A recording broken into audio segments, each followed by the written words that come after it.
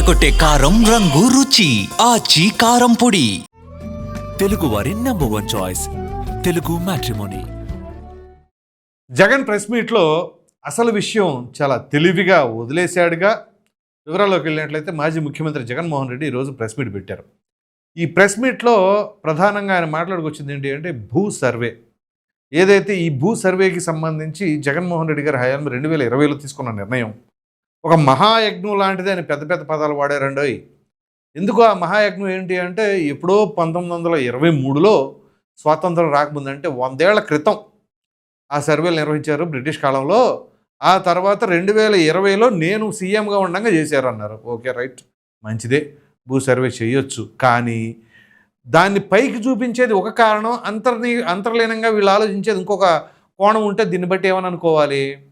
ఇక్కడ ఇదే అంశం ఏంటి అంటే, సరే భూ సర్వే చేయడం తప్పని అనట్లా, ఆ భూ సర్వే చేసిన దాంట్లో వీళ్ళు చేసిన కార్యకలాపాలు ఏంటి. ఇక్కడ ప్రధానమైనది జగన్మోహన్ రెడ్డి గారు చెప్పిన మాటలు ఆశ్చర్యకరమని. ఇక్కడ ఆ భూ రీసర్వే అని చెప్పేసి రాళ్ళు ఏదో పెట్టారు కదా, భూ సర్వే రాళ్ళు అని చెప్పేసి, ఆ రాళ్ల మీద భూరక్ష అంట, ఆ భూరక్ష మీద ఆయన ఫోటో అట. ఏమిటది, ఎవరైనా వేసుకుంటారా? మామూలుగా రాళ్ల మీద బొమ్మలు ఎప్పుడు వేస్తారు? ఒకటి ఏదైనా కార్యక్రమం ప్రారంభిస్తే శిలాఫలకాల మీద వేసుకోవడం అది వేరు, కానీ ప్రతి భూమి సరిహద్దుల దగ్గరల్లా కూడా ఈ సర్వే రాళ్లపైన ఈయన ఫోటో ఉంటుందట. అది ఎందుకు? పైగా దీని గురించి ఆయన మాట్లాడుతూ ఆ ఫోటోలు అవన్నీ తీపియటానికి మళ్ళీ కొన్ని కోట్ల డబ్బులు ప్రజాధనం దుర్వినియోగం చేస్తున్నారన్నారు. అసలు ఆ ఫోటోలు ఏపించుకున్నది ఎవరు? మీరేగా. ఎవరు డబ్బులు ఉపయోగించారు? ప్రజాధనమేగా. ఎవరైనా సరే ఒక ముఖ్యమంత్రి స్థానంలో ఉన్న వ్యక్తి ఆయన ఫోటో అక్కడ ఉండాలి అని చెప్పేసి కోరుకుంటారా? ఇంతవరకు ఎంతోమంది ముఖ్యమంత్రులు ఉన్నారు, కానీ ఏ విషయంలో అట్లా చేసుకున్నారా? కానీ ఇది ఎక్కడ విచిత్రమో కానీ, ఇది ఎక్కడ పైశాచికమో కానీ, ఆ రాళ్లపై నేను బొమ్మలు వేసుకుంటాడంట, ఆ బొమ్మలు తీసేయకూడదంట. ఇది విచిత్రం. దీని పని లవ్వుకోవడం ఒకటి. అసలు చేసిందే పెద్ద పనికిమాలిన పని అది. ఆ పనికిమాలిన పనికి దాన్ని మళ్ళీ తీసేస్తుంటే ఆ పనికిమాలిన పనులని మళ్ళీ ఆయన చెబుతాం. ఇది ఎలా ఉంటుందండి? ప్రజలకు సంబంధించిన భూమి అది, ఆ భూమికి సంబంధించిన సరిహద్దు రాళ్ళు ఒకవేళ ప్రభుత్వం పెట్టినప్పుడు ప్రభుత్వానికి సంబంధించిన ఎంబ్లం ఉండాలా? ప్రభుత్వం అంటే ఏంటి? ఒక వ్యక్తే కాదు కదా. శాశ్వతంగా ఒక వ్యక్తి ఉంటాడా? ఉండడు కదా. కానీ ప్రభుత్వం శాశ్వతం. సో ప్రభుత్వానికి సంబంధించిన ఎంబ్లం ఉండొచ్చు, కానీ ముఖ్యమంత్రి బొమ్మ వేసుకొని నా బొమ్మ తీసేశారు, దానికి కొన్ని కోట్లు ఖర్చు పెట్టారు. ఈ ఖర్చు పెడతాం అనేది, అది కూడా దుర్వినియోగం అనేది జగన్మోహన్ రెడ్డి గారి నోటి నుంచే వినాలా. ఎందుకంటే అమరావతి రాజధానికి సంబంధించి జంగిల్ క్లియరెన్స్కి 37 కోట్ల రూపాయలు ఖర్చు చేయాల్సి వచ్చింది. అది ఎవరి వలన? పోనీ అంతెందుకు, మీరు చెబుతున్న రాళ్లే మీరు ఆ బొమ్మ వేయించుకోకుండా ఉంటే ఇవాళ ఖర్చు ఉండదుగా. ఆ ఖర్చు కూడా ఆయన దగ్గర వసూలు చేయాలి. అసలు ప్రజాధనం మీరు అలా మీ సొంత బొమ్మలు ఎలా వేసుకుంటారు?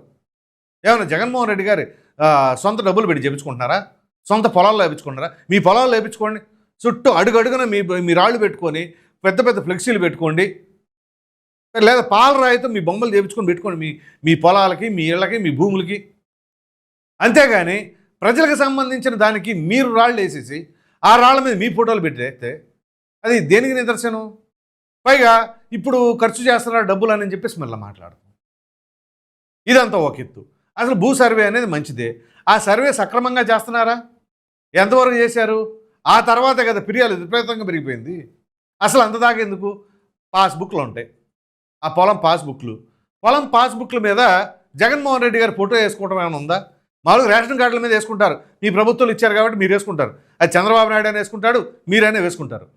కానీ ప్రజలకు సంబంధించిన భూముల పాస్బుక్ల పైన మీ ఫోటో ఎలా వేస్తారు అసలు?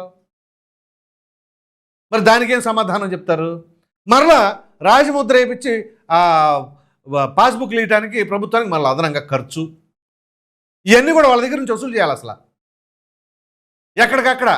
అప్పుడు అంతే, ఆ బొమ్మలు పిచ్చి, ఆ రంగులు పిచ్చి వీళ్ళు అధికారంలో ఉండగా ప్రభుత్వ కార్యాలయాలకు కూడా పార్టీ రంగులు జెండాలు వేసేసాడు. వాటర్ ట్యాంకు లేదు, రోడ్డు మీద చెట్లు లేవు, ఎక్కడ పడితే అక్కడ ఆ పార్టీ రంగులు వేసేసేయటమే. మరలా కోర్టు ముట్టికాయలు వేస్తా కానీ మరలా వాటన్నింటినీ నార్మల్ కలర్లు వేయటానికి మరలా అదనంగా ఖర్చు. ఎవరి డబ్బు ఇవన్నీ?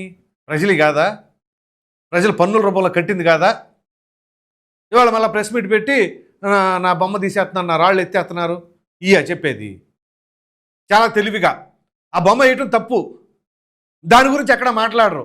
పాస్బుక్ మీద ఫోటో వేసుకోవడం తప్పు, దాని గురించి మాట్లాడరు.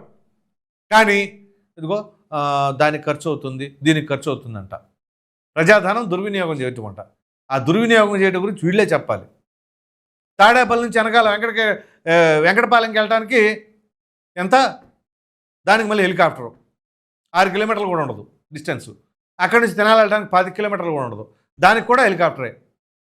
అది ప్రజాధనం దుర్వినియోగం కాదా? మరి దీని గురించి ఏం చెప్పాలి? అసలు అంతెందుకు, ప్రజావేద కూల్చివేత, ప్రజాధనంతో నిర్మించింది అది. దేనికో దానికి ఉపయోగించుకోవచ్చుగా, దానికి కూడా ఉపయోగించదు. ముందు డెమాలిష్ చేయడమే. ఎక్కడికక్కడ అన్నీ మరి ఆ రంగం కూల్చివేస్తే ఇంక ఏం చేసినట్లు? మరలా ఇవాళ దీని గురించి ల్యాండ్ టైటిలింగ్ యాక్ట్ అని తీసుకొచ్చి ఇదిగో ఇలాగ అసలు యాక్చువల్గా ఈ భూ సర్వేలో మరి వీళ్ళు నిజంగా చిత్తశుద్ధితో చేస్తుంటే అన్ని కంప్లైంట్లు ఎందుకు వస్తాయి? ఇంకా అంతర్గతంగా ఏంటి అంటే గట్టిగా ఎక్కడెక్కడ ఎవరెవరికి ఎంతెంత భూమి ఉంది. కొన్ని భూములు ఉంటాయి, అదేంటి మామూలుగా పెద్ద పెద్దోళ్ళు ఉండి ఉండొచ్చు, వాళ్ళకి పిల్లలు లేకపోయి ఉండొచ్చు, లేకపోతే పిల్లలు మరణించి ఉండొచ్చు. ఇక పెద్దవాళ్ళు పట్టినట్టు వదిలేసేయచ్చు. అవి అట్లాంటివి కూడా బయటపడతాయి.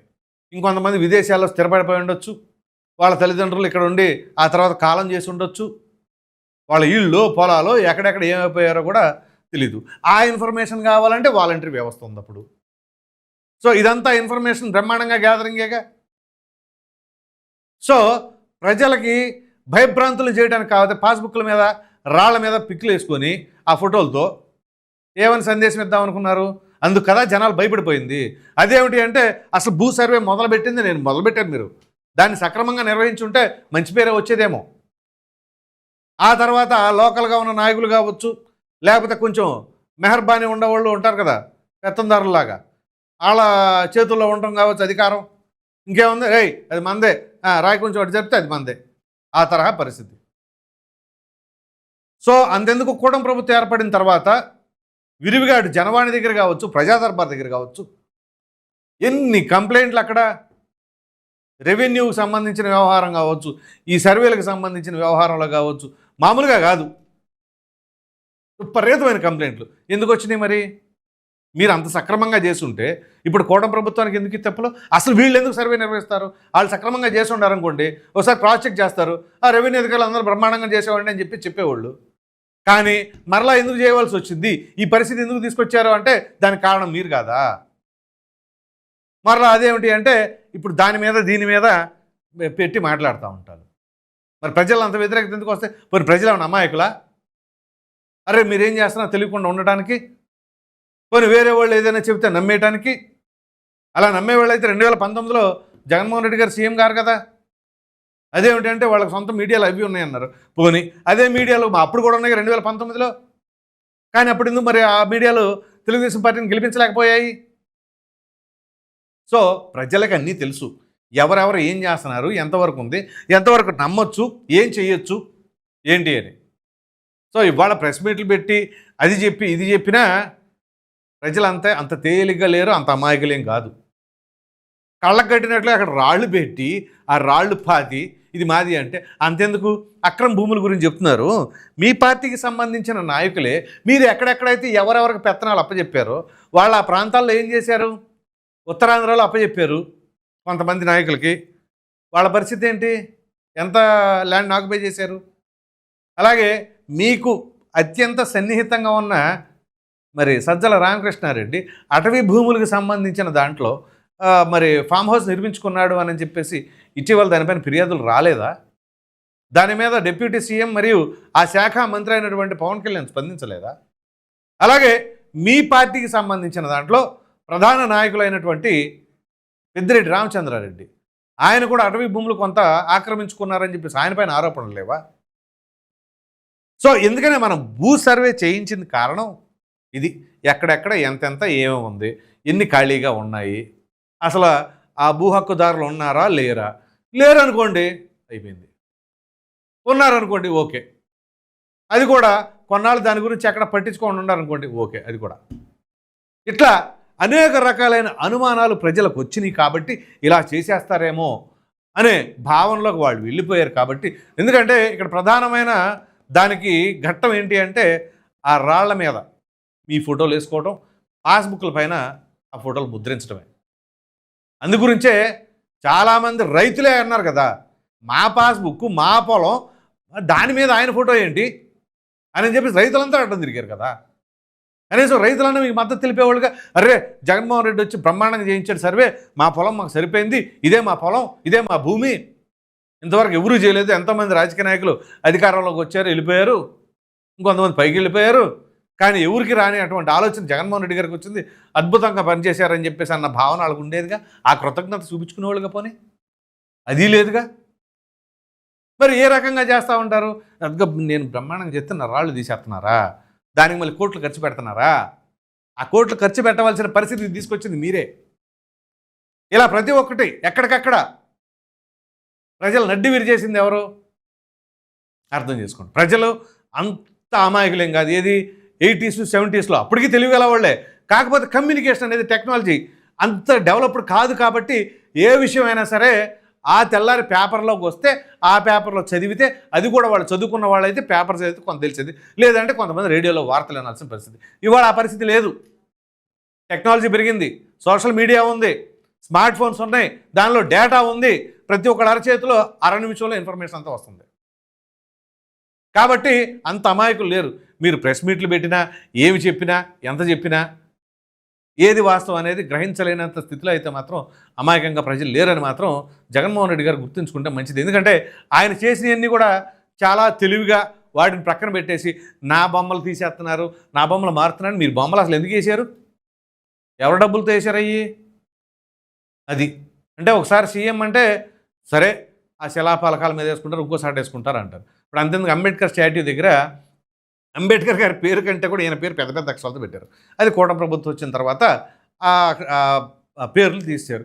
నా పేరు తీశారు, కానీ జగన్మోహన్ రెడ్డి గారు కట్టిందని తెలీదా? తెలుసు.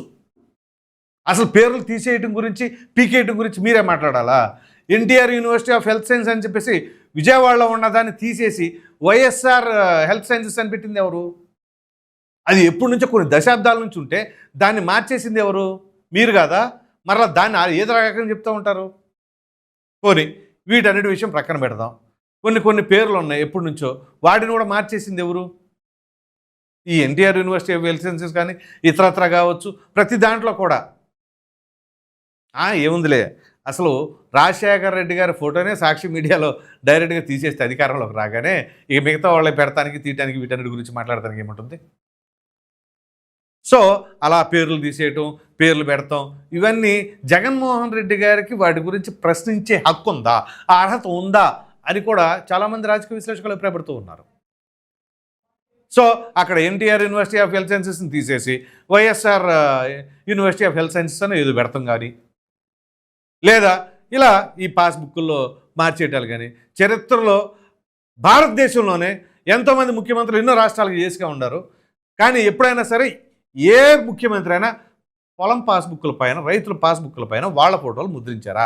ముఖ్యమంత్రి ఫోటోల్ని ఒక్క జగన్మోహన్ రెడ్డి గారికి అది సొంతం. మరలా దాని గురించి మాట్లాడుతూ ఉండటం, ప్రజాధనం దుర్వినియోగం గురించి మరలా ఇది. సో ఈ రకంగా మాట్లాడుతున్నా. అఫ్కోర్స్ అది ఎక్కడ పల్నాడులో అనుకుంటా వైసీపీ కార్యకర్తని హతమార్చారు అని అన్నారు. అది తప్పే. ఎందుకంటే దానికి సంబంధించి అది కూటమి ప్రభుత్వం వాళ్ళు చేసినా, ఎవరు చేసినా తప్పే. ఇదే విషయాన్ని అప్పుడు అది కూడా ఖండించాల్సింది సేమ్ టైం. ఏది తోట చంద్రయ్య అనే వ్యక్తిని, అదే పల్నాడు ప్రాంతానికి సంబంధించిన వ్యక్తిని. ఎందుకంటే అక్కడ రాజకీయ కక్షలు మామూలుగా ఉండవు. ఒక పార్టీ గెలిచిందంటే దాని ఆపోజిట్ పార్టీకి సంబంధించిన కార్యకర్తలు, నాయకులందరూ కూడా ఆ ఊరు వదిలేసి వెళ్ళిపోవాలి. అది గత కొన్ని సంవత్సరాలుగా జరుగుతున్న విధానమే అది. ఎందుకంటే 2014 నుంచి 19 మధ్యలో వైసీపీ వాళ్ళు ఖాళీ చేసి వెళ్ళిపోయారు పల్నాడులో కొన్ని ఊరుల్లో. అలాగే 19 నుంచి 24 మధ్యలో తెలుగుదేశం పార్టీ వాళ్ళు ఖాళీ చేసి వెళ్ళిపోయారు. అలాగే 24 నుంచి 29 మధ్యలో కూడా అదే పరిస్థితి ఉంటుంది. సో అధికారంలో ఉన్న వాళ్ళు మాత్రం ఊర్లో ఉంటారు, దాని ప్రత్యర్థి పార్టీ వాళ్ళు మాత్రం ఊరు ఖాళీ చేసి వెళ్ళిపోతూ ఉంటారు. కానీ ఈ రాజకీయ హత్యలు మాత్రం ఎవరు చేసినా తప్పే. ఇక్కడ వైసీపీ కార్యకర్తను హతమార్చిన, అంతకుముందు తెలుగుదేశం పార్టీని హతమార్చిన, తెలుగుదేశం పార్టీ కార్యకర్తని హతమార్చిన, రెండు ఖండించాల్సిన అంశాలే. ఈ రాజకీయ కక్షలో ఎవరైతే పాల్పడుతున్నారో ఇక భవిష్యత్తులో జీవితంలో ఎప్పుడు కూడా వాళ్ళు బయటికి రాకుండా ఉండేలాగా ఏ పార్టీ అధికారంలో ఉండగా నిర్ణయం తీసుకోవాలి. సో ఇప్పుడు జగన్మోహన్ రెడ్డి గారు వచ్చేసి ప్రెస్ మీట్ పెట్టేసి ఈ భూ సర్వే నేనే తీసుకొచ్చానంటే మీరే తీసుకొచ్చారు, కానీ దాన్ని సక్రమంగా నిర్వహించారా లేదా, అందులో ఎన్ని లోపాలు ఉన్నాయి, అంతకుముందు కంటే ఇప్పుడు ఎక్కువ ఇబ్బందులు పడ్డారా అనేదే ముఖ్యం. అందుగురించే ఇప్పుడు కూటమి ప్రభుత్వం దీనిపైన ఎన్నో ఫిర్యాదులు వచ్చిన తర్వాత మరలా భూ సర్వే అనేది చేయించి ఒక పద్ధతి ప్రకారంగా ఆ రాళ్ళు, అది కూడా దానిపైన రాజముద్ర, అలాగే ఈ పాస్బుక్ల పైన కూడా వేయడానికి గల కారణం. వీటిని కావాలని మనం విడిచేసి చాలా తెలివిగా మనకు అనుకూలంగా ఉన్న మాటలే మాట్లాడితే ప్రజలు మాత్రం అంత పిచ్చోళ్ళు కాదని చెప్పేసి అర్థం చేసుకోవాలి. మరి చూసిన మీరేమనుకుంటున్నారో మీ అభిప్రాయాన్ని కామెంట్ రూపంలో ఖచ్చితంగా తెలియజేయండి. Thank you.